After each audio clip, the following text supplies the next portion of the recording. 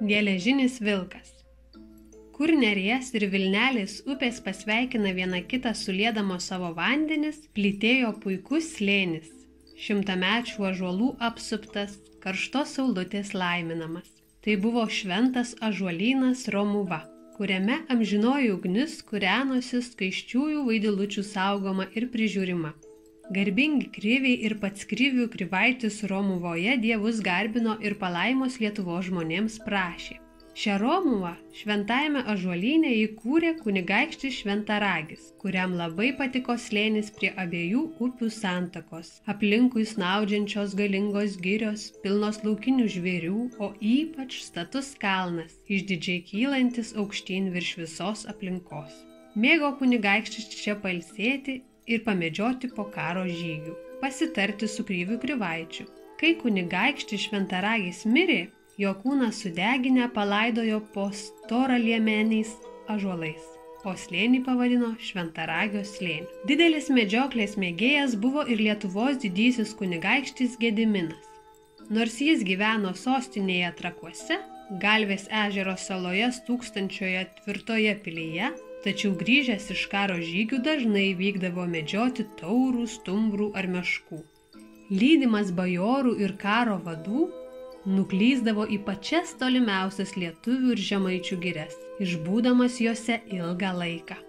Vieną vasaros dieną didysis kunigaikštis Gediminas išjojo į medžioklę prie Neries krantų, kur ganėsi daug karališkųjų žvėrių, taurų. Nukauti taurą didelė garbė, nes jis įnirtingai priešindavosi ir ne kartą medžioklės dvikovoje žūdavo ne tauras, o jį užpuolęs medžiotojas. Ir štai netoli šventojo ąžuolyno kunigaikščio bajorų būrys išvydo didžiulį taurą, kuris net nesiruošė sprukti nuo jų, bet nuleidęs galvą ir atstatęs aštrius ragus puolė raitelius. Didysis kunigaikštis Gediminas šoko iš balno ir pagriebęs aštrią ietį puolė į priekį, sutikti niršusio žvėries. Bajorai žinojo kunigaikščio drąsą ir jo įprotį vienam susikauti su žvėrimi, nelaukiant pagalbos iš šalies. Nuo kunigaikščio smūgio ietis sulindo taurui krūtinėn ir pervėrė širdį. Krito žvėris kaip perkūno strėlės paliestas ir raudonas kraujas nudažė kalno papėdėje augančią žalią žolę. Šlovė mūsų valdovui, sušuko kariai ir bajorai. Toks smūgis vertas milžino rankos. Pažiūrėjo kunigaikštis į aukštąjį kalną, už kurio jau leidosi vakaro saulė ir pasakė: pirmą kartą prie šio kalno sumedžiau tokį galingą žvėrį, tikrą žvėrių karalių. Todėl pavadinkime kalną stipriausio žvėries, tauro vardu, Taurakalniu. Jo karo vadai ir bajorai linksmai tam pritarė. Juk iš tiesų prie Šventaragio slėnio šventojo ąžuolyno Romuvos labai gražiai skambės ir Taurakalnio vardas. Papūtė didysis kunigaikštis Gediminas medžioklės ragą, skelbiantį laimingos medžioklės pabaigą, ir liepė kariams nubalnoti žirgus ir ruoštis nakvyniai. Saulė jau buvo nukeliavusi už tamsių girių ir tik mėnulis auksino tyliai pliuškenančias Neries vilnis. Kariai pastatė palapines ir paruošė vakarienę. Pavalgę keptos žvėrienos ir išgėrę midaus, vyrai tuojau sumigo, palikę budrius sargybinius daboti, kad niekas nesudrumstų kunigaikščio ramybės ir jo nakties sapnų. Tačiau didysis kunigaikštis, nors ir labai pavargęs, niekaip negalėjo užmigti. Sunkios mintys kaupėsi galvoje, kurių nepajėgė atsikratyti. Jis galvojo apie geležinius riterius, atplūdusius į brolių prūsų šalį, juos pavergusius ir tiesiančius nagus į lietuvių ir žemaičių žemę. Jau ne kartą kardu juos nuvijo už Nemuno, bet jie ir vėl pakyla iš ten, kad drumstų ramybę. Gerai, kad Lietuvą saugoja galingas perkūnas ir padeda kovoje su priešais.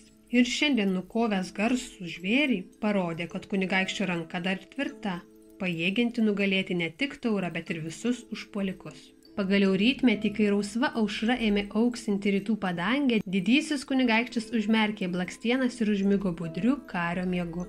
Ir štai jis susapnavo, kad kalno viršūnėje, to paties, kurio papėdėje nukovė karališkąjį taurą, stovi milžiniškas vilkas.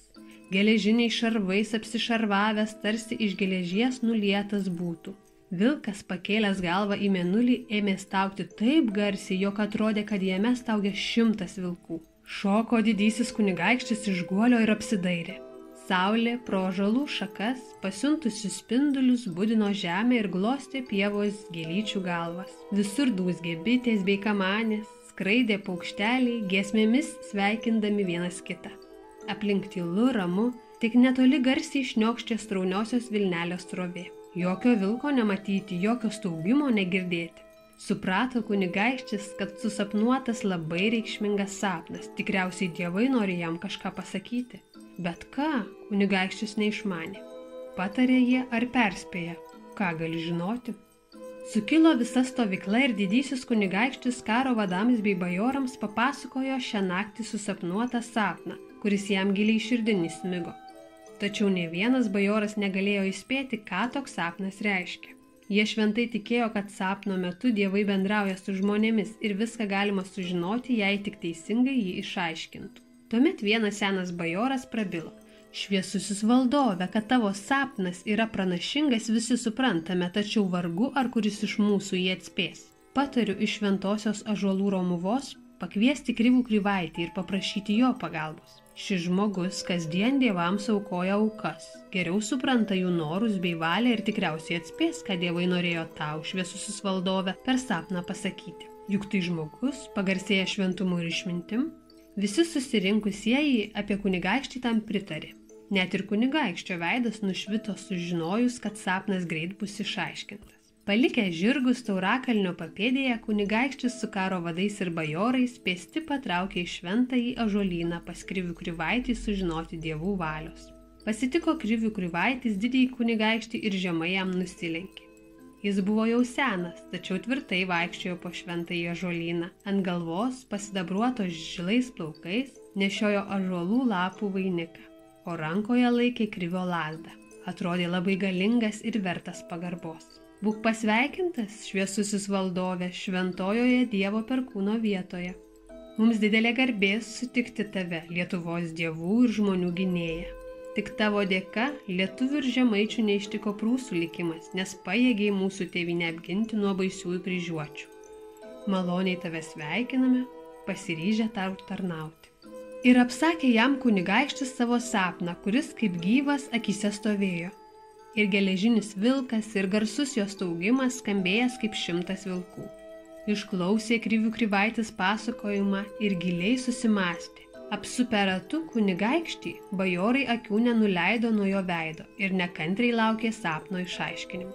Pagaliau Krivių Krivaitis viena ranka atsirėmė į lazdą, kuri buvo jo šventumo ženklas, o kitą pakėlė į dangų ir išmintingai prabilo.